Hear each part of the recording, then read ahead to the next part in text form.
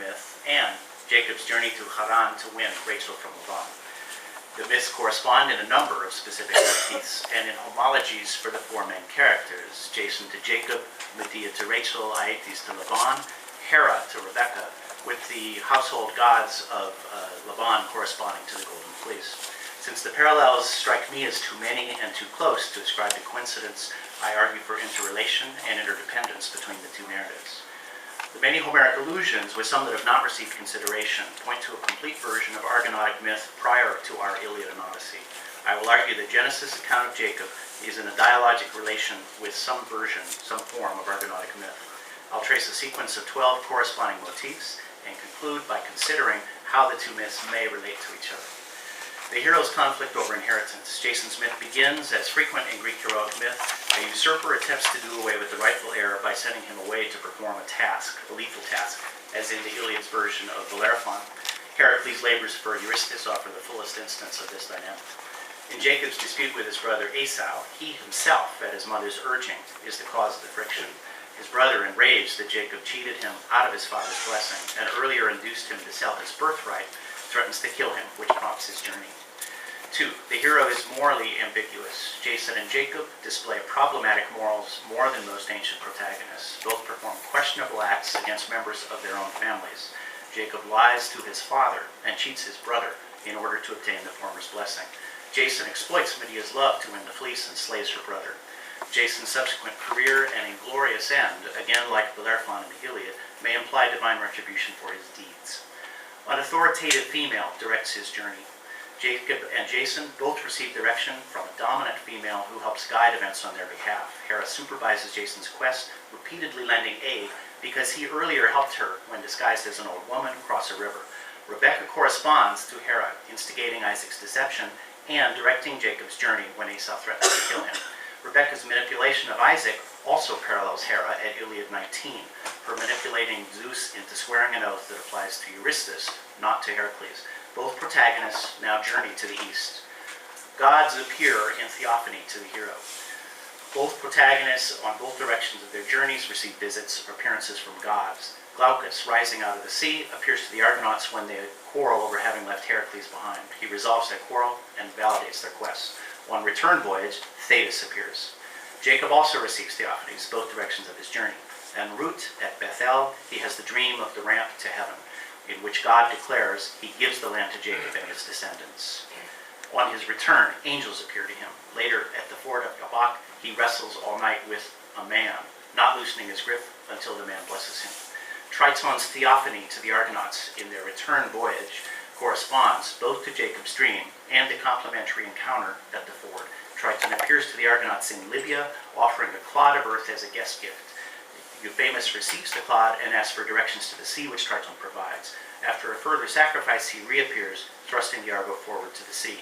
Euphemus then dreams of the clod, seeming to turn into a young woman with whom he has sex, who resembles his daughter, but declares herself to be Triton's and bids him to set her down, that is the clod, in the ocean. She will always help him and his descendants. Euphemus throws the clod in the sea and it becomes the island Thera, Euphemus its patriarch. Both gods proclaim very similar futures. Both dreamers will be patriarchs. Quote, I, the Lord, am the God of Abraham. This land, to you I shall give it and to your seed. I am with you, and I will guard you wherever you go, and I will bring you back to this land. Triton's daughter imparts corresponding information. Triton's offspring I am, nurse of your children. Fate has willed you a great and splendid honor. When you throw this clod into the sea, the gods will make it an island, and it shall be peopled by your children's descendants. Each god identifies him or herself. Each connects the dreamer with his future land. Each declares he will be that land's patriarch with innumerable descendants. Each promises future aid and protection.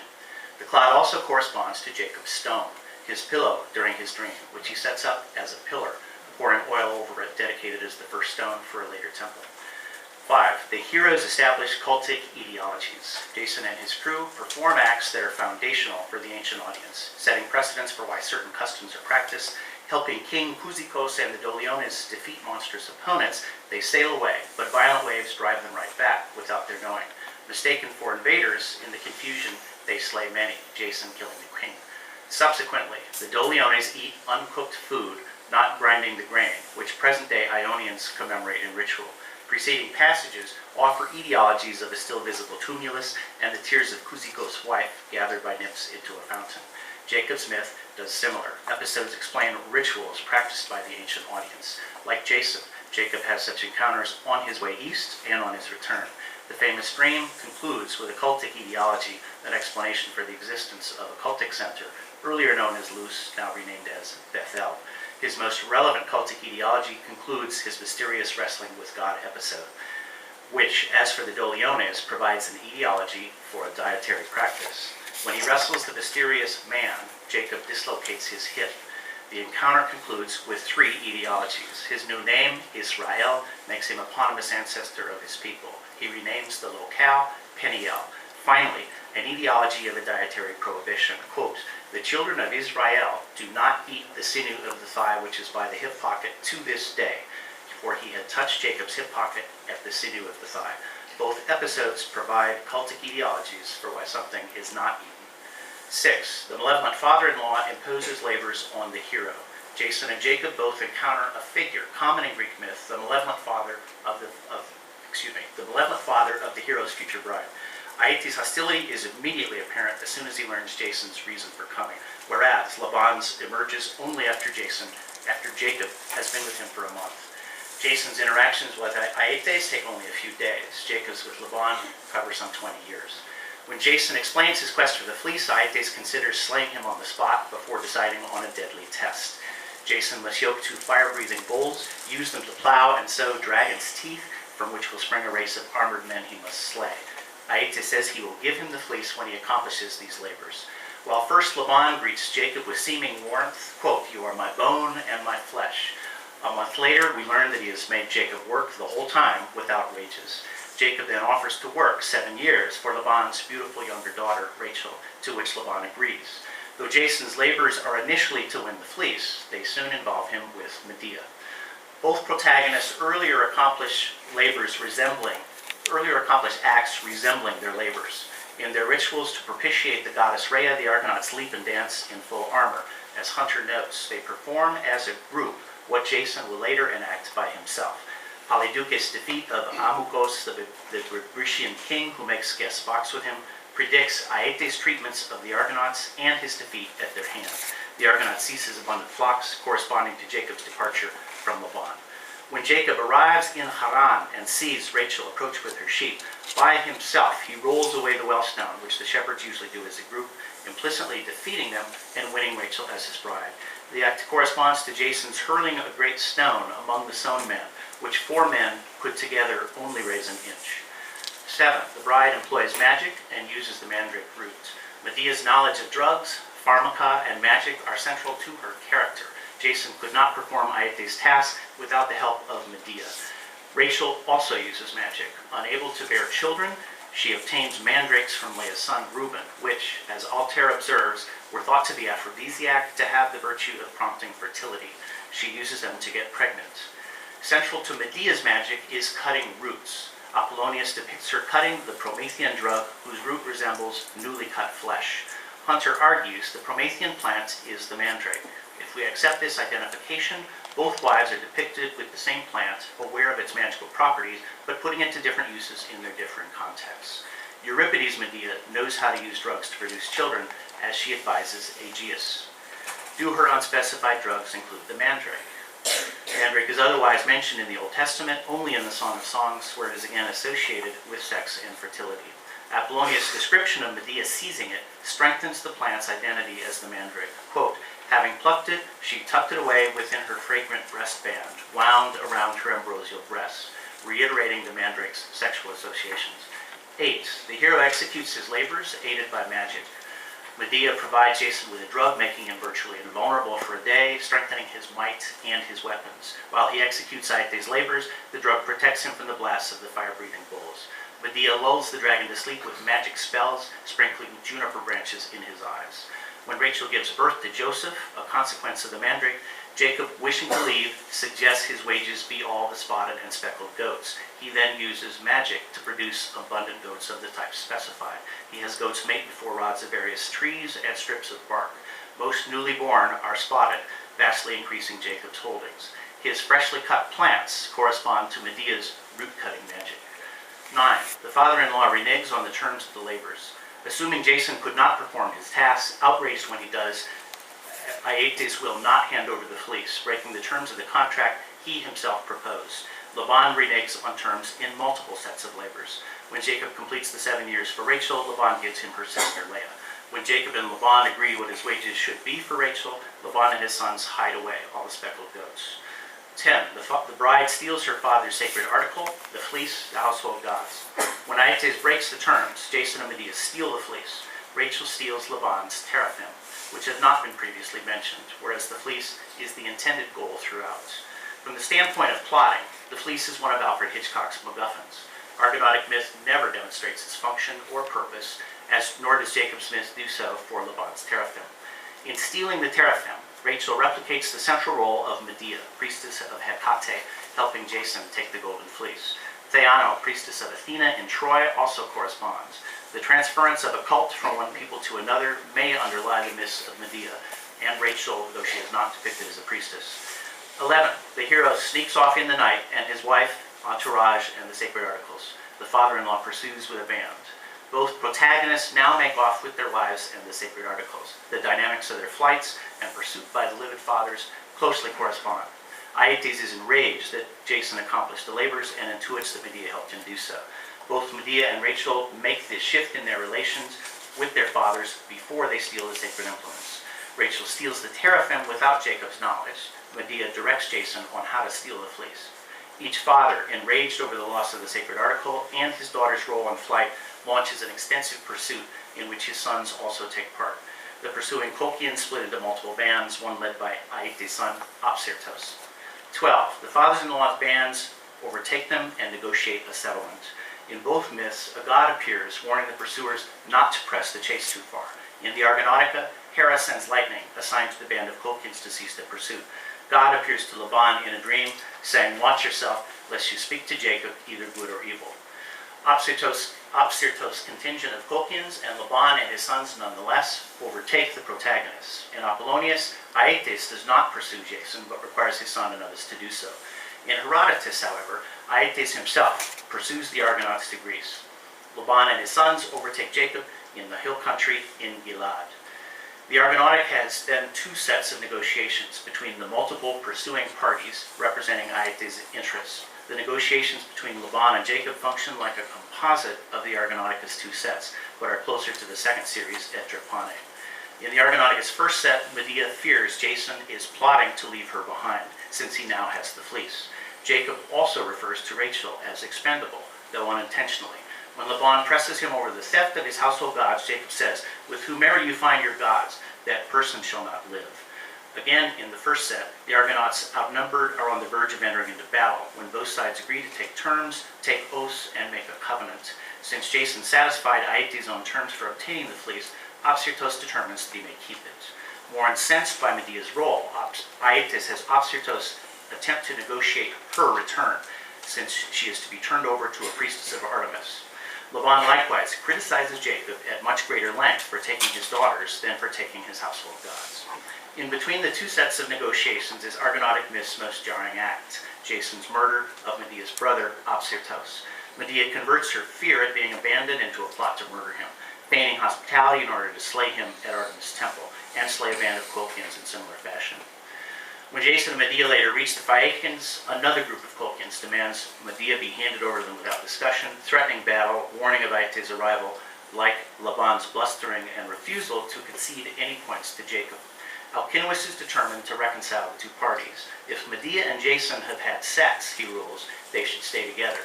If not, she is to return to her father. Learning this, Jason and Madea, in a hurried consummation of their wedding, make love on the fleece. Rachel evades Laban's search by sitting on the teraphim in her camel saddle, claiming she cannot rise because of her period. Both daughters profane their father's stolen sacred instruments, associating them with a bodily function at precisely the same points in their respective myths. When Alcinous proclaims his judgment, he makes their respective parties swear oaths. Jacob and Laban swear in correspondingly international ways. Here, Genesis refers to Laban as Aramaean. Altair notes the encounter as a negotiation between national entities. Laban agrees to the terms, swearing by the god of Nahor, reiterating the cross-cultural nature of the pact. After negotiations with Laban determined Rachel's status, the myth seems to have resolved its most crucial issues, heading toward a calm denouement. But new fears and mysterious threats of danger arise, pervading this section. Jacob is alarmed to learn Esau approaches with 400 men. I suggest that Jason and Medea's murder of Opsyrtus during their flight underlies Genesis 32 and Jacob's overwhelming sense of guilt. Jacob divides his camp into two so that at least half may survive. Quote, I am afraid that he may come and destroy me. He will spare neither mother nor child. He fears Esau will act in much the way that Jason and Medea do act against the Philippians. The next morning, he again partitions his family. The thematic partitioning to buy time so that some may escape may correspond to the partitioning of Opsyrtus' corpse, Medea scattering its pieces in the ocean, prominent in several versions of Argonautic myth attested from the 5th century. In Apollonius, Jason cuts Opsyrtus' limbs off for ritual concerns to stop the corpse from taking vengeance on its killer, to convert the murder into a sacrifice to the Chthonian deities. His and Medea's subsequent pollution corresponds to Jacob's emotional status as he prepares to encounter the brother he serially victimized. During the night, left alone at the Kabak ford, in his most heroic encounter, he wrestles the man, partly resolving the tension from his underlying guilt. Though they wrestle to a draw, in a larger sense, Jacob is victor, winning a blessing from an opponent, as he did with Esau. This victory, won without provoking hostility, prepares him to face his brother. A nonviolent trajectory established, Jacob's myth brings the tense Esau cycle to a peaceful end, though Jacob still fears retaliation. But Esau abruptly acts counter to his assumptions. Quote, and Esau ran to meet him and embraced him and fell upon his neck, and they wept. Esau's change of circumstances and attitude make Jacob's fears unnecessary. The brothers embracing as family members after 20 years, the myth produces a sense of closure more like the recognition scenes that conclude romances. When Medea tells Circe she and Jason are in flight from her father's terrible threats, though she makes no mention of Opsyrtus' murder, the goddess fully perceives it nonetheless. When we consider Genesis 27 and 30 to 33 from the perspective of Argonautic myth, we are like Circe. Though Jacob's myth does not depict an act parallel to the slaying of Opsyrtus, we may nonetheless see its traces in Jacob's anxieties over confronting Esau and the intensity of Laban's anger and pursuit. If Genesis does transform a pre-existing Argonautic myth from the Greeks, why would it do so? On the one hand, the myth works at a similar basic level in both cultures, depicting a leader coming of age, accomplishing difficult labors, winning a wife who is the daughter of a foreign man of substance, and by taking possession of his father-in-law's sacred article, acquiring his prestige or figurative position. A number of elements, however, seem more typical of Greek culture than of the Old Testament, strengthening the likelihood that some form of Argonautic myth is earlier. Wrestling is identified with Jacob throughout his story. Emerging from Rebekah's womb, he grasps Esau's heel, a classic wrestling move, but also wordplay on his name, here understood as heel grabber or puller. When he wrestles the man at the Habak ford, he acts like a Greek hero, such as Heracles, who wrestles the river Acheloos. Wrestling is especially associated with Odysseus, whose defeat of Aietes, who compels guests to wrestle, mirrors the Argonautic episode where Amycus compels visitors to box. The closest match for Jacob at Habak is Menelaus, wrestling Proteus at the seashore. As with Jacob, Menelaus maintains his grip on his divine opponent and receives a blessing in prophecy.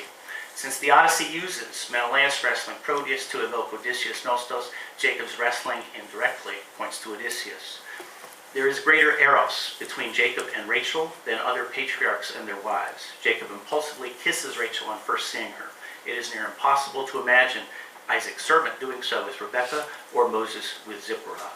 Laban's deviousness aligns him not only with Aietes, but with several other fathers in Greek myth who violate agreements with visiting heroes. From Laomedon cheating Heracles out of promised horses, close to Laban's attempted short-chaining of Jacob's flocks, to Algeas, Minos, Oinomas, and King Antiochus in Apollonius, king of Tyre, this is a common character type in Greek myth. Rebekah corresponds to Hera in Argonautic myth and in the Iliad's account in 19 of how she deceived Zeus to advance Eurystheus over Heracles, as Rebekah does Jacob over Esau. This sustained correspondence, paralleling Hera's roles from two separate myths, suggests Israelite culture euhemerized the Greek goddess in these acts by the key Genesis patriarch. Hera is already figured as Jason's helper in Odyssey 12.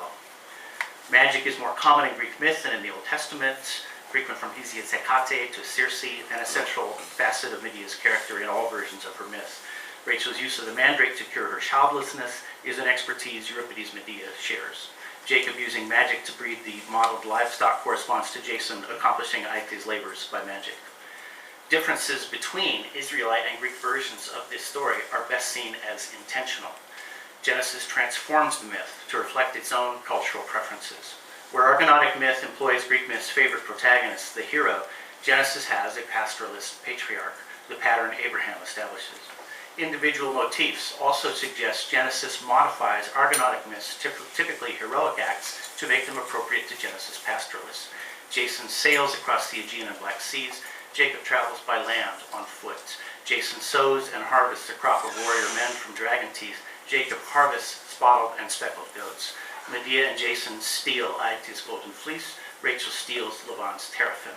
Madea has sex lying on the golden fleece. Rachel sits on the teraphim, claiming she has her period. Israelite adaptation, through its different emphases, also serves as a commentary on and criticism of Greek culture, particularly evident in Jacob's defeat of Esau in securing his birthright and Isaac's blessing. Esau is cast in heroic tones, figured as a hunter. Like Heracles, he uses the bow. He is so hairy that Jacob wears animal skins to resemble him. Like Esau, Heracles is firstborn of twin brothers.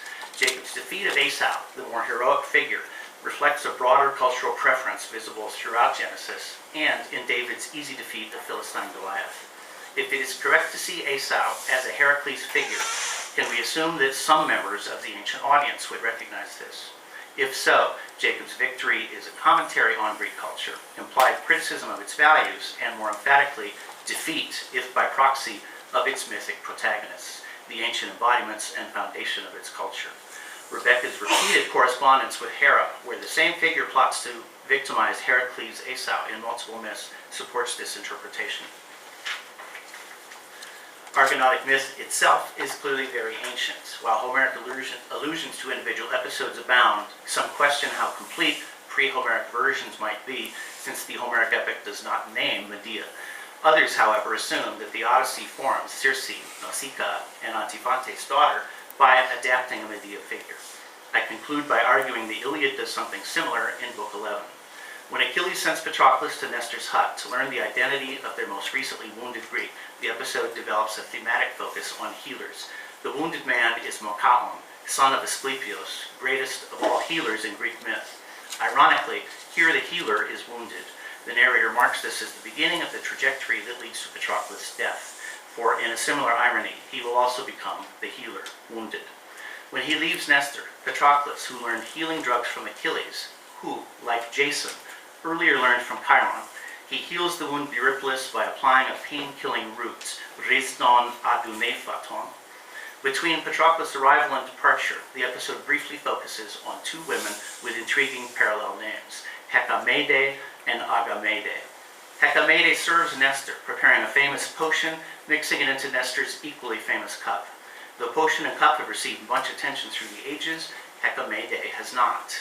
Later in the same day, in her second and final appearance in the Iliad, Hecamede prepares a hot bath for Mokaon. In preparing a potion, kukeon, and a warm bath, both for restorative purposes, Hecamede performs two tasks closely identified with Medea. Her name's second component, Mede, is a form of Medea's name. Asking why Achilles cares who is wounded, Nestor offers his most prolix account of his own youthful prowess against the Epeans and their king, Augeas. He mentions Augeas' daughter, Agamede, who, quote, knew as many drugs as the wide earth yields. Agamede and the parallel named Hecamede are, I suggest, only slight transformations of the name and character Medea. Agamede's expertise in drugs and her father's name, with its clear solar associations, point to Medea, granddaughter of Helios, and to Circe, daughter of Helios. Her description parallels Odyssean passages on Circe's knowledge, Kirkes polupharmakou. In this context, we might also consider the meaning of Laban's name.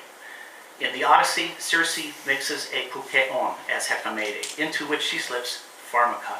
If we are correct in identifying Agamede and Hecamede as figures associated with Medea, in Homeric epic, is clearly well aware of her character. She is present in the Iliad by aposiopesis in these women and their names. Sophocles' Rhizdo Tomoi, the root cutters, has Medea cutting roots and saving juice from them, agreeing with the Argonautic's depiction of Medea cutting the Promethean root. In the Odyssey, Hermes' mole, with its black root, keeps Odysseus safe from Circe's spells, serving an analogous function as Medea's balm does for Jason, keeping him safe from the fire-breathing bulls. The Nostoi depicts Medea rejuvenating Aison, quote, having boiled many drugs, pharmaca, in her golden cauldrons. Robin Lane Fox discusses an Etruscan base that seems to illustrate the same event, datable to 630 BC. In several versions of her myth, this act of rejuvenation is Medea's iconic act of magic. In Nestor's meeting with Patroclus in Iliad 11, two marked contrasts for healers intersect. Like Macaon, Patroclus, though successfully at healing Eurypylus, having learned how to do so from Chiron once removed, will himself become the healer who will be wounded. In the maddening delays that follow, Patroclus is still tending Eurypylus 4 books later. On the other hand, at Iliad 14, in Nestor's tent, Hecamede prepares a warm bath for Macaon. While this is a standard task for a slave woman in her position, the episode's thematic focus on healers suggests additional implications. Nestor's own preternatural longevity is, I suggest, implicitly strengthened by his having Hecamede thematically linked to Medea, whose warm baths evoke her rejuvenation of aged Aison.